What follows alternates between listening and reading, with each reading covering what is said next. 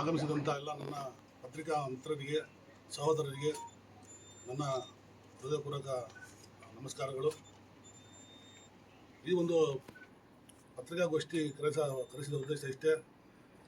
ನಮ್ಮ ಚಿತ್ರದುರ್ಗ ಜಿಲ್ಲೆಯಲ್ಲಿ ಕನ್ನಡ ಪರ ಸಂಘಟನೆಗಳು, ರೈತ ಪರ ಹೋರಾಟಗಾರರು, ಪ್ರಗತಿಪರ ಹೋರಾಟಗಾರರು, ಹೈಂದವ ಹೋರಾಟಗಾರರು ಅವರ ಪ್ರತಿಫಲವಾಗಿ ಇವತ್ತು ಹಾಗೆ ನಮ್ಮ ಪತ್ರಿಕಾ ಮಾಧ್ಯಮದವರು ಕೂಡ ಈ ಒಂದು ಏನು ಮೆಡಿಕಲ್ ಕಾಲೇಜು ಬರೋ ನಿಟ್ಟಿನಲ್ಲಿ ಹಲವಾರು ಕೆಲಸ ಮಾಡಿದ್ದಾರೆ.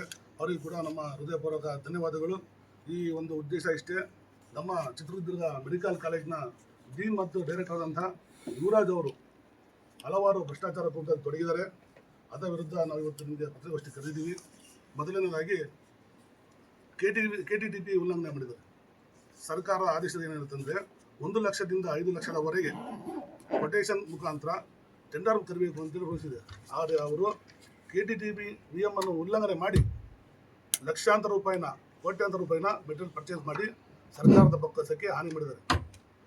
ಎರಡನೇದಾಗಿ ಕೊಟೇಶನ್ ಯಾವಾಗ ಬಂತು, ಸಪ್ಲೈ ಆರ್ಡರ್ ಯಾವಾಗ ಬಂತು, UA ಬಿಲ್ಲು, ರಿಜಿಸ್ಟರ್ ಸ್ಟಾಕು ಇದು ಯಾವಾಗ ಇಶ್ಯೂ ಮಾಡಲಾಯಿತು ಎಂಬ ಯಾವುದೇ ದಾಖಲೆ, ಇನ್ವಾರ್ಡ್ ಬಿಲ್ ಇಲ್ಲದೆ ಇವರು ಬೇಕಾಬಿಟ್ಟಿ ಬಿಲ್ ಪಾವತಿ ಮಾಡಿರ್ತಾರೆ.